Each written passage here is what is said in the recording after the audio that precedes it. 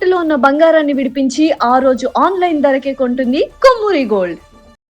నమస్కారం, సుమన్ టీవీకి స్వాగతం. నేను గీతాంజలి. ఇవాళ మనతో పాటు ఉన్న అతిథి స్వామి రామానంద సరస్వతి గారు. వారికి స్వయంగా అమ్మవారి సాక్షాత్కారం కలిగిందండి. చండీ ఉపాసకులు వారు. చండీ ఆరాధన ఏ విధంగా చేయాలి, అలాగే కాళీ సాధన ఏ విధంగా చేయాలి, ప్రత్యేకించి నియమాలు ఏ విధంగా ఉంటాయి, అమ్మవారి సాక్షాత్కారం పొందవచ్చా, అంటే ఒక మనిషి సాధారణ జీవితం నుంచి సిద్ధులు పొందే వరకు ఎటువంటి జీవితాన్ని వాళ్ళు అనుభవించాలి, ఎటువంటి సాధన వాళ్ళు చేయాలి, అమ్మవారు ఎటువంటి పరీక్షలు పెడతారు, ఎలా అనుగ్రహిస్తారు, ఇవన్నీ గురుగారి మాటల్లో విని తెలుసుకుందాం. గురుగారు నమస్కారం అండి. గురుగారు, ఒక వ్యక్తి మంచి సాధనాపరుడిగా అలాగే ఒక సిద్ధి పొందేటువంటి స్థాయికి ఎదగాలంటే ముందుగా ఎలాంటి అడుగులు వేయాలి, ఎలాంటి గురువుని వారు ఎంచుకోవాలి, ఏ గురువు దగ్గరికి వెళ్ళాలి, మంత్రం ఎలా తీసుకోవాలి, సాధన మార్గం చెప్పండి. గురువుని మనం ఎంచుకోవడం కాదమ్మా, గురువు మనల్ని ఎంచుకుంటారా? చాలా మంది అనుకుంటారు ఫలానా గురువు దగ్గరికి వెళ్ళాలా, లేకపోతే వాళ్ళ దగ్గరికి వెళ్ళాలా, వాళ్ళకు ఉంటుంది. బట్ ఎప్పుడు కూడాను నా జీవితంలో పర్సనల్ గా జరిగింది చెప్తాను. నేను నా గురువులు అనేది నేను ఎక్కడా కూడాను ఒక పర్టికులర్ గురువు అని నేను ఎప్పుడు అనుకోలేదు. నన్ను ఈయన దగ్గరికి నా డెస్టినీ తీసుకెళ్ళింది. అంటే పోయిన జన్మలో కూడా నేను ఆయన శిష్యుడిని. సో అది లాక్కెళ్ళింది ఆయన దగ్గరికి నన్ను. ఎందుకంటే నేను వెళ్ళింది యాక్చువల్గా దయానంద సరస్వతి గారి దగ్గరికి. నేను వేదం, నాకు చిన్నప్పటి నుంచి వేదం అంటే ఇష్టము. నేను వేదం నేర్చుకోవాలనుకున్నాను. కొంత వేదాంతము పార్టీ నాకు ఎక్కువ ఇష్టం. అంటే ఉపనిషత్తులు, భగవద్గీత ఇవన్నీ నేర్చుకోవాలని నాకు చిన్నప్పటి నుంచి ఉంది. అది కూడా శంకర భాష్యంలో, ఆదిశంకర రాస్తున్నటువంటి భాష్యంలో నేర్చుకోవాలని ఉండింది. దానికి the only person who can teach is Dayananda Saraswati. మళ్ళా ఇంకెక్కడ నాకు అటువంటి టీచర్ మళ్ళీ నాకు అనిపించలేదు. మరి ఆయన నన్ను ఈయన దగ్గర పంపించారు. అంటే అక్కడ ఆయనకు తెలిసింది ఈ వీడికి ఈ సమస్య ఉంది. అందుకని ఈయన దగ్గర పంపించడము, ఈయన నాతో సాధన చేయించడము. సాధన అంతా అయిపోయిన తర్వాత నాకు అయితే గురుగారు అనగానే go back to Dayananda Saraswati అని చెప్పేసి. ఎందుకంటే మళ్ళీ అక్కడ నా గోల్ ఉంది ఒకటి. సో అది కంప్లీట్ చేసుకోవాలి, పూర్తి చేయాలి. అందుకని ఏంటంటే మళ్ళీ నేను స్వామీజీ దగ్గరికి వెళ్ళి మళ్ళీ నేను ఉపనిషత్తులు అవన్నీ నేర్చుకొని, నిజంగా చాలా మందికి ఏమనిపిస్తుంది, అమ్మ దర్శనం అయిపోయింది కదా, మనం అయిపోయాం మనము అనుకుంటారు. We know our limitations.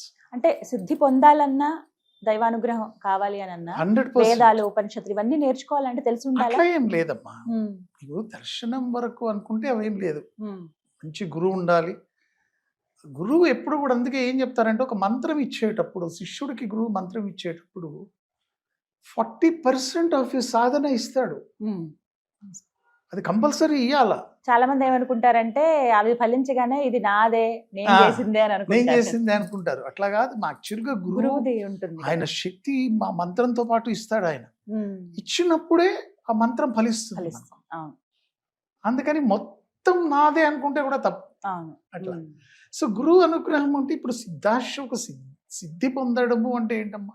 సిద్ధి పొందడము అంటే మనకు ఆ మంత్రం సిద్ధి అయిందని. సో ఆ మంత్రాన్ని మనము, ఇప్పుడు నేను ఒక కార్యక్రమం జరగాలి అనుకున్నా, నాకు ఒక పని అవ్వాలి. సో అప్పుడు నేను ఏం చేస్తానంటే, నాకు ఈ పని అవ్వాలి అని చెప్పి సంకల్పం చేసుకొని ఈ మంత్రం చేస్తా. నాకు ఆ పని అయిపోయిందంటే నేను సిద్ధి అయినట్టు నాకు. అట్లా మనం ప్రయత్నించాలి ఆ మంత్రాన్ని. ప్రయత్నించినప్పుడు ఏమవుతుందంటే నాకు నాకు ఈ పొజిషన్లో ఉంది ఈ మంత్రం, ఈ సిద్ధి ఇంతవరకు వచ్చింది అనేది మనకు తెలుస్తుంది. ఇప్పుడు మంత్రాలకి ఏంటంటే యాక్చువల్గా ఇప్పుడు మనకి వేదాల్లో చెప్పేది ఏంటంటే ఒక మంత్రం ఉంది. ఆ మంత్రం మీరు 1,00,000 చేశారంటే 1,20,000 చేస్తే దశాంశం హోమం చేయాలి. దశాంశం హోమం చేయాలి. దానిలో దశాంశం అంటే హోమంలో దశాంశం తర్పణం చేయాలి. తర్పణంలో దశాంశము మార్జనం చేయాలి.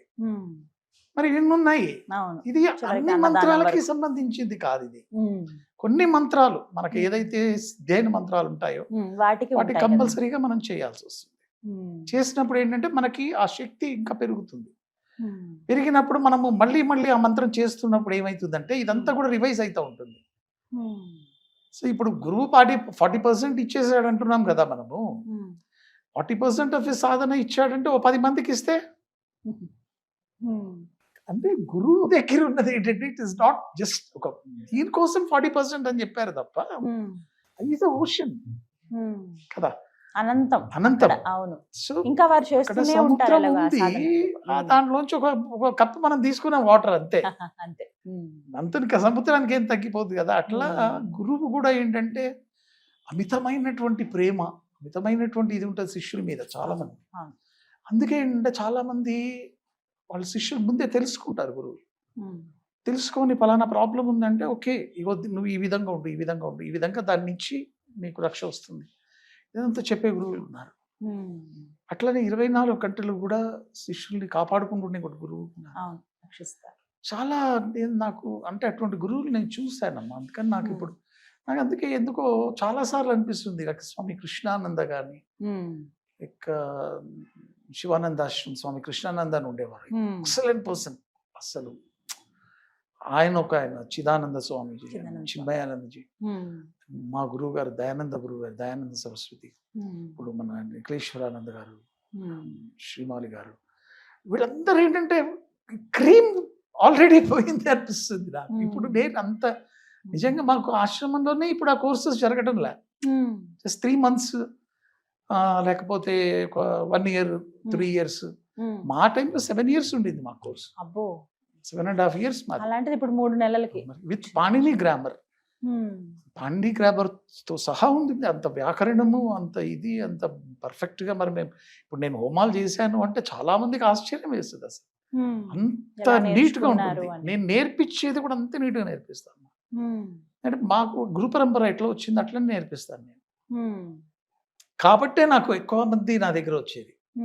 మామూలుగా చెప్పేసేసి మీరు చదువుకోండి అని వెళ్ళిపోవడం అట్లా ఉండదు నా దగ్గర. నేను వాళ్ళతోనే రిపీట్ చేయిస్తాను క్లాసెస్లో. రైట్, ఇప్పుడు మీరు రిపీట్ చేయాలి, మీరే చెప్పండి. ఒక్కోసారి మీరే చెప్పాలి అంతే, నాకు నేను చెప్పాను, ఏ క్లాస్ తీసుకోను. సో ఒకళ్ళ తర్వాత ఒకళ్ళ క్లాస్లో వాళ్ళే చెప్పాలా అట్లా. ఇంకోటి ఏంటంటే గురువు అన్న తర్వాత గురువు అనుగ్రహంతో ఒక వ్యక్తి స్థితి పొందుతాడమ్మా. చాలా మంది ఏం చేస్తారంటే మా ఆశ్రమంలో కూడా చూశాను నేను, కొంత జపం చేస్తారు, కొన్ని రోజులు చేస్తారు, అక్కడే ఉండి చేసుకుంటారు చాలా మంది. చేసుకున్న వెంటనే వాళ్ళకి ఏమైపోతుందంటే ఏంటో కాలేదు, స్థితి కాలేదు, అయిపోయింది. వెంటనే ఇంకో మంత్రానికి వెళ్ళిపోతారు. ఇది సిద్ధి అయ్యి నేను ఇంకో మంత్రానికి వెళ్తే దానికి ఒక ఇది ఉంటుంది. అప్పుడు ఏమైతుందంటే గురువుగారు నాకు ఎందుకో గురువుగారు అనుగ్రహం లేదు నాకు అంటూ ఉంటాడు వాడు.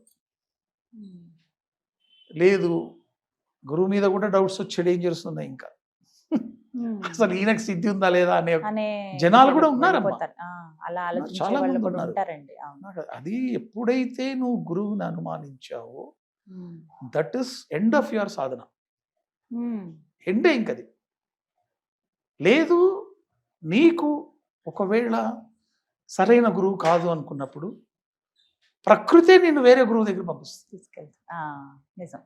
మనం choice is not mind, choice is of mothers. అంతే, అమ్మనే ఓకే వీడికి ఇక్కడ వచ్చేటట్టు లేదు, let us take him to somewhere else, వేరే ఇంకోళ్ళు ఎక్కడైతే ఈజీ అవుతుందో అక్కడ తీసుకెళ్తుంది అమ్మ. మార్గం ఆ గురువు యొక్క సంకల్పం కూడా ఉంటుంది అందులో.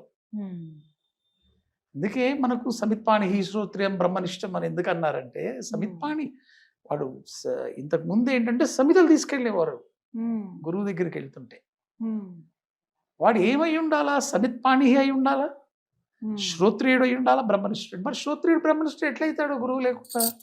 సమిత్పాణి శ్రోత్రియం బ్రహ్మనిష్టం అంటే శ్రోత్రియుడు అయినటువంటి గురువు దగ్గరికి వెళ్ళాలి వాడు, బ్రహ్మనిష్ఠుడు అయినటువంటి గురువు దగ్గరికి వెళ్ళాలి.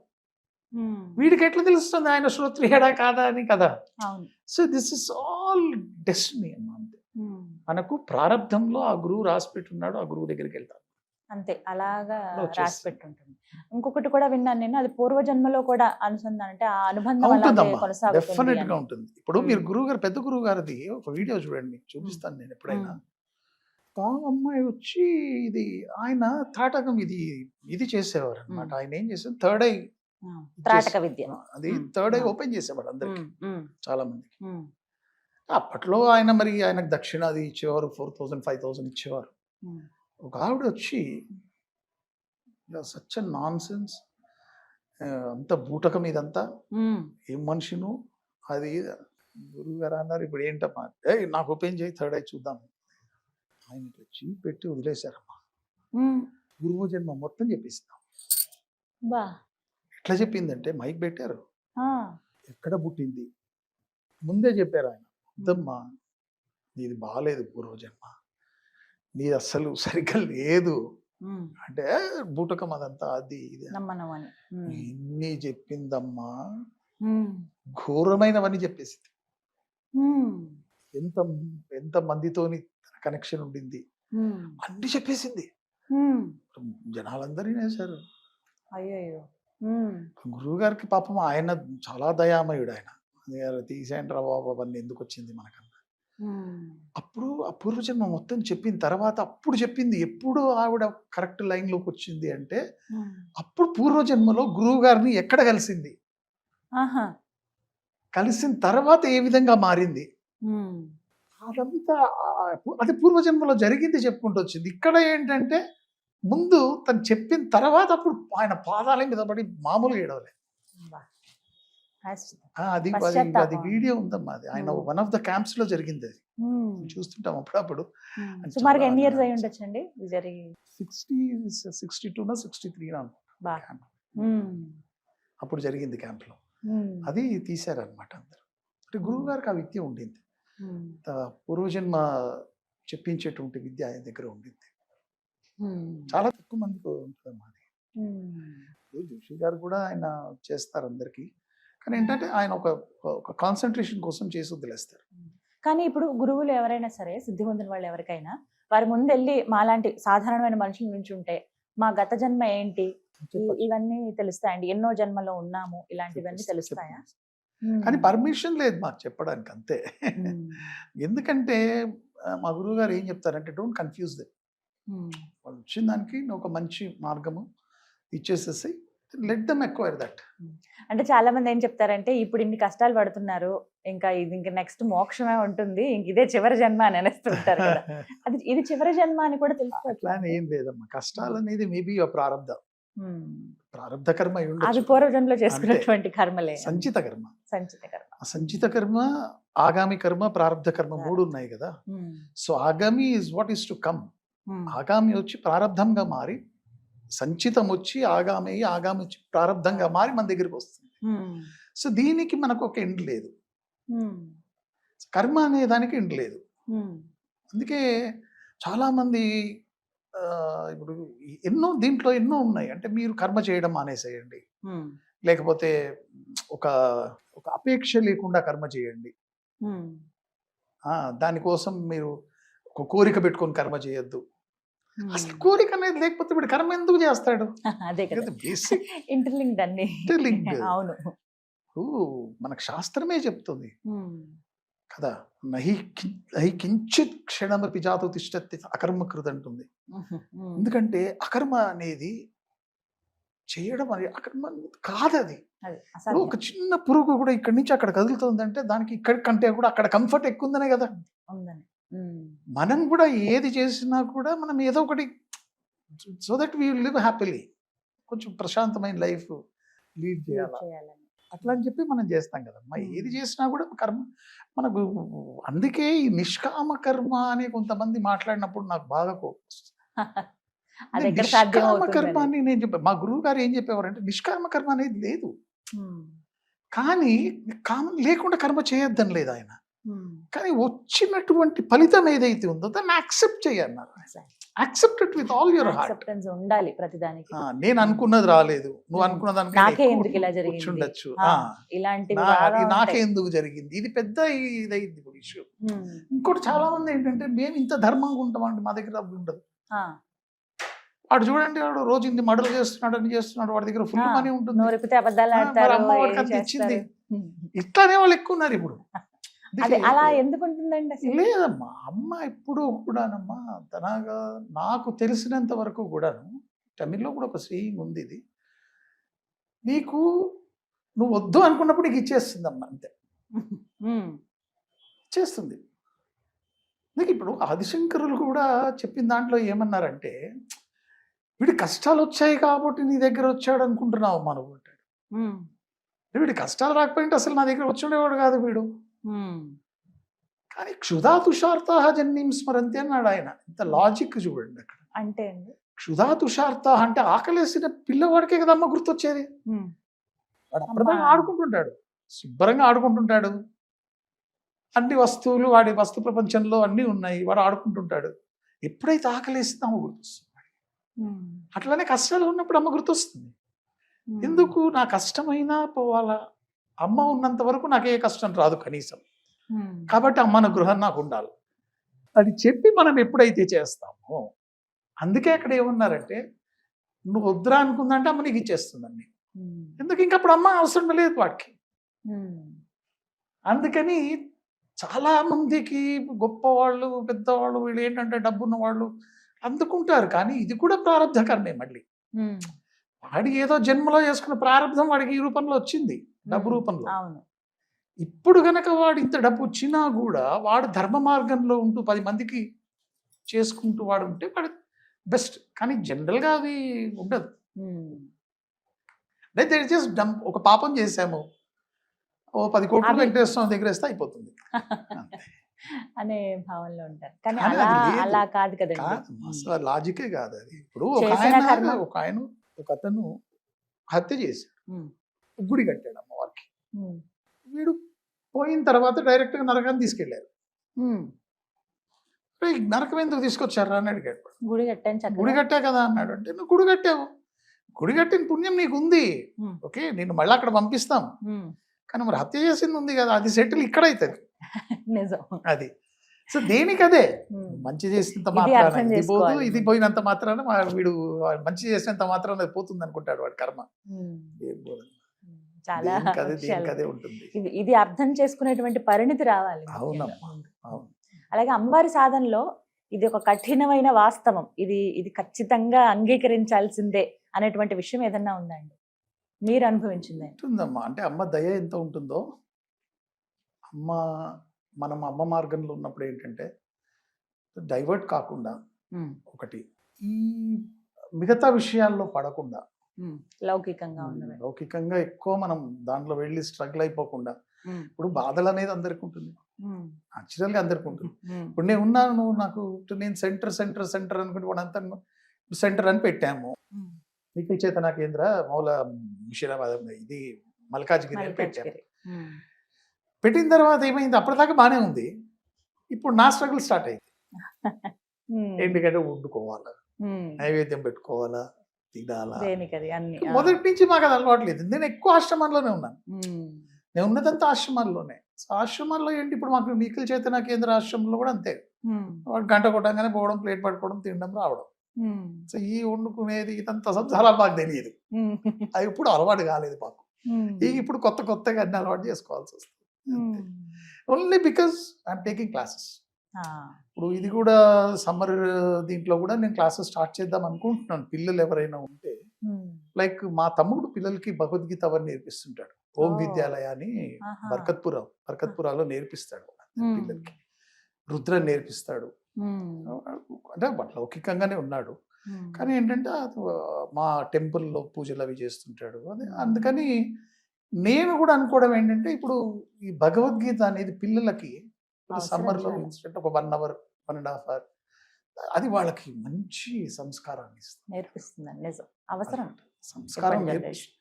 అందుకే ఇప్పుడు అందరూ వాళ్ళ మదర్ ఫాదర్స్ కూడా చెప్పాను అనమాట నేను చాలా మందికి, ఇట్లా ఉంటే కనుక పంపించండి, no problem, 1 hour let them learn Bhagavad Gita. ఇది కరెక్ట్ టైం కూడా, టైం అది ఇంకా కూడా మంచిగా ఇప్పుడు నేర్చుకోవడంలో ఉన్న ఆనందం లేదు.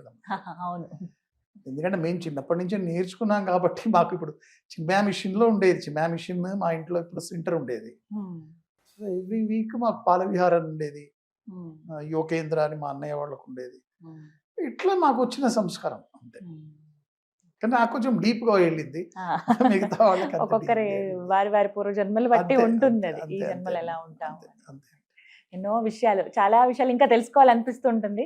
మరొకసారి మీ సమయం ఇస్తే ఖచ్చితంగా అప్పుడు మళ్ళీ చాలా విషయాలు మాట్లాడుకుందాము. ఎన్నో విషయాల పట్ల అవగాహన కావాలి, అంటే అవేర్నెస్ అంటారు కదా, అది ఉండాలి కూడా.